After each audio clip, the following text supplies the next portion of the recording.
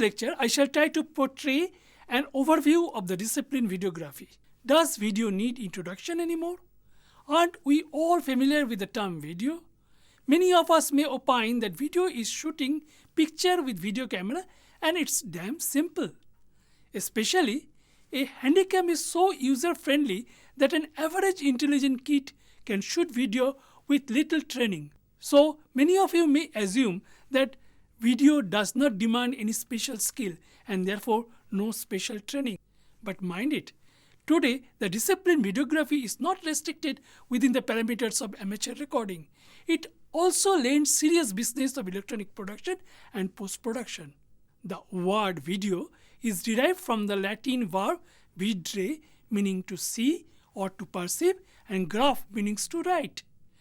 Together, videography refers to the process of capturing images on electronic media, that is on videotape, hard disk, or solid-state storage.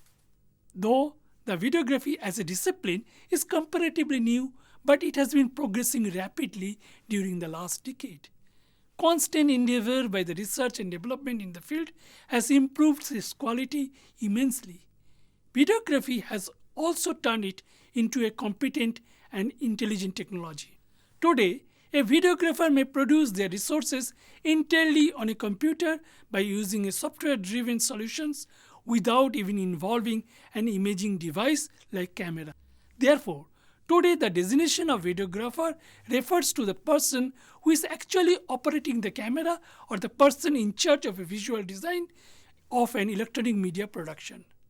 Further, the introduction of internet has created a global environment where digital animation such as flash, gaming, web streaming, video blogging, and in general the production of the most bitmap and vector-based assets covers under the videography umbrella. Serious work in videography demands strong theoretical knowledge and vigorous practice as well. It demands both aesthetics understanding and the technical ability to grasp the subject. Therefore, the previous knowledge in the field of photography and computer is supportive if one desires to pursue career in videography. To develop a better understanding on any discipline in that matter, it is often advisable to look for its root. And when we trace back, we find the root of videography discipline lies in photography.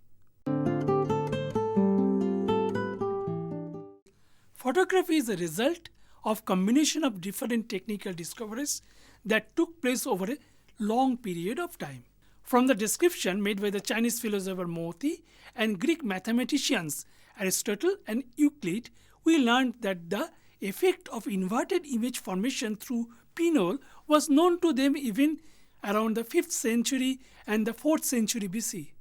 Photochemicals like silver nitrate was discovered around 13th century by Albertus Magnus, and the silver chloride was discovered by Georgius Fabricius in the 16th century. It was in the 17th century Wilhelm Homburg described the photochemical effect of some chemicals. The first known attempt to capture the image in a camera obscura by means of a light-sensitive substance was made around 18th century by Thomas Wedgwood. The word photography was coined first by Sir John Herschel, derived from the Greek word phos for light and graphe for drawing. The word photography refers to the art and the science of recording images with the help of light on a photosensitive material. Lens of a photographic camera facilitates to form the optical image of objects on a photographic film placed inside the camera body. On exposure to the light, the silver alloyed salts of the film are converted into the fine particles of metallic silver and produce the latent image. The latent image thus produced is invisible to the naked eye. To enhance and make the latent image permanent, the exposure of the film is further processed chemically. In electronic cameras, here I am referring to the digital still cameras, the optical image formed by the lens is first converted into electrical signals with the help of electronic sensors like CCD or CMOS. Then, the electrical signal thus generated is converted into binary codes and finally recorded onto an electronic media like hard disk or solid-state memory card. The discipline of photography has two branches. One that is producing still images is called still photography. In still photography, we capture a moment. The other branch is called motion picture photography, which creates incident that takes place for a period of time and projects the images back on a screen, creates the illusion of motion.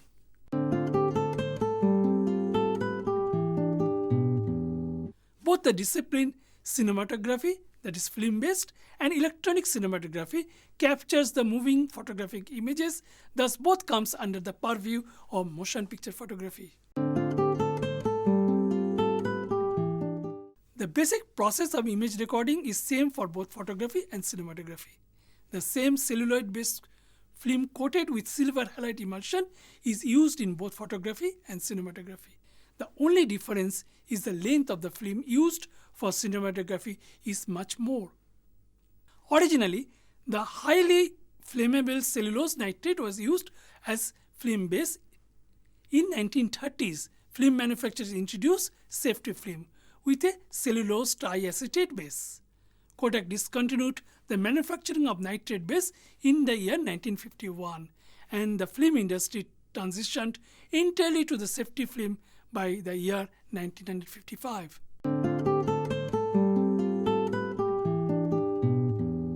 It is interesting to note that what we see as a motion picture is principally composed of slightly different still images projected successively at a quick succession. When we shoot an event with a movie camera, it splits the moving event and captures it in a series of frames containing still images on a film strip in a chronological order. This is the threading diagram of a movie camera. Look at this film path. The unexposed film coming from the magazine is passing through this gate. This one is the gate and returning back to the take-up spool.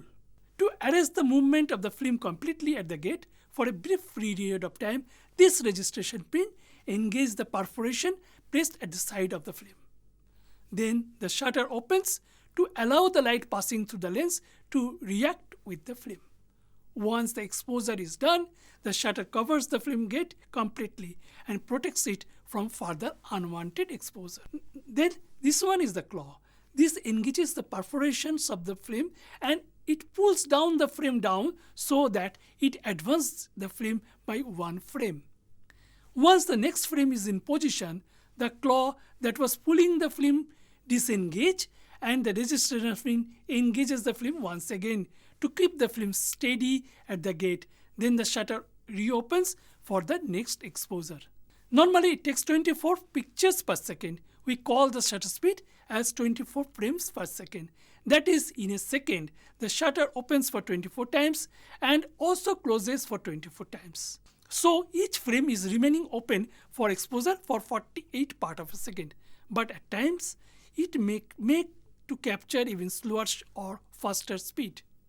Later, these static images thus captured are synthesized with the help of a movie projector that projects those images rapidly on the screen in a same order at a speed of 24 frames per second. The audience sitting in the auditorium watching the projections experience it as if the moving event is taking place in front of them. This is because their eyes and the brain merge the separate pictures together to create the illusion of motion. This illusion of motion can be explained by two scientific phenomena called persistence of vision and beta movement.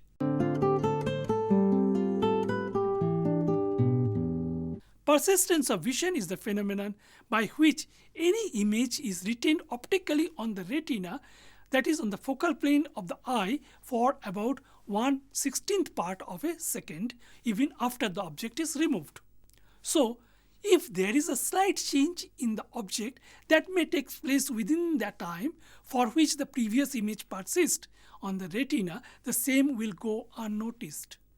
Audience watching a movie fails to recognize the change of frames because of persistence of vision. Before one realizes the change of frame, a new change takes place. Since it takes place in a rapid speed, they cannot recognize the change. They perceive it as if they are watching a continuous event. But if we make the change of the frame rate slower than 16 frames per second, the audience experiences a flicker. Beta movement is a perceptual illusion whereby two or more still images are combined by the brain into a summarized motion. The effect of beta movement was first reported in 1913 by F. Kenkel. Look at these two static images. When we project them one after another in a rapid succession, we experience an illusion of summarized motion. Beta movement involves the viewer perceiving the objects actually moving themselves, not just the sensation of pure movement between luminous impulses in sequence as characterized by Wertheimer's phi phenomenon. It was Max Wertheimer who first noticed that the light appears to jump from one lamp to another when he turned them on and off in quick succession.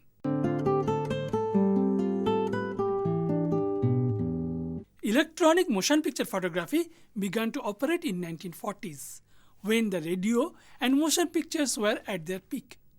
Radio had reached every home and been improved as an effective broadcast medium, but it has its own limitations. It could communicate only through audio. By then, film was a powerful audiovisual medium and had mass appeal. It had already proved as an effective entertainment and documentation medium. But it didn't have the reach of radio. And at that time, there wasn't any adequate technology to transmit the silver image available.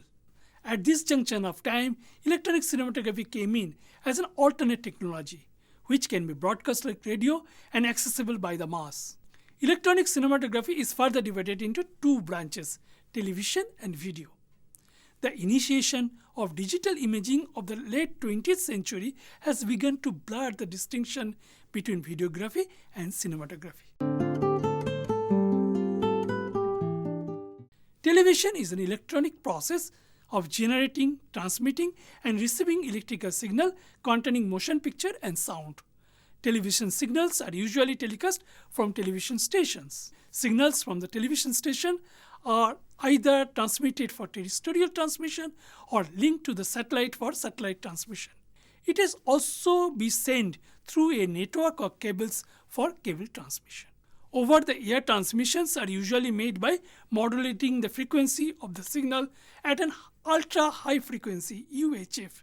Designated range of UHF signals has electromagnetic waves between 300 MHz and 3 GHz. They are superimposed on radio waves, which acts like a carrier that carries the signals through the ether wave, and host signal can be intercepted with the help of antennas. Once the signal has reached your home, it is amplified and decoded so one can view the picture on the screen. Satellite signals require special devices known as satellite receivers to do this conversion.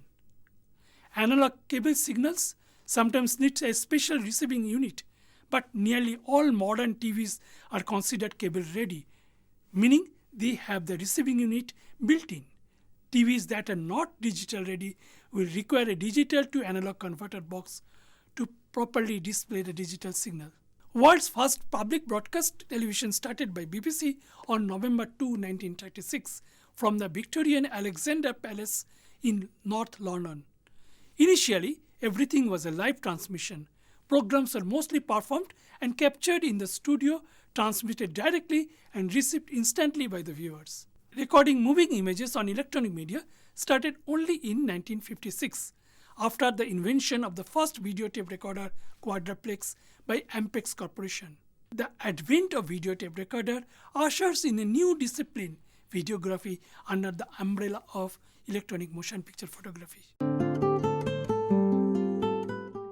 To conclude, in this lecture I tried to draw an overview of the discipline videography. In the beginning, I said that the videography is not restricted within the parameters of amateur recording. It is lending a serious business of electronic production and post-production. Then we traced back and find the root of videography discipline in photography. There we learned about the two branches, still and motion picture photography. We then learned that What we see as motion picture is an illusion of motion, and that can be explained by two scientific phenomena called persistence of vision and beta movement. Then I discussed about the two branches of electronic cinematography. Television is essentially a live medium, where programs are mostly performed and captured in the studio, transmitted directly and received instantly by the viewers. And videography that joins as a new discipline under the umbrella of electronic motion picture photography in 1956 with the advent of video tape recorder Quadraplex by Ampex Corporation.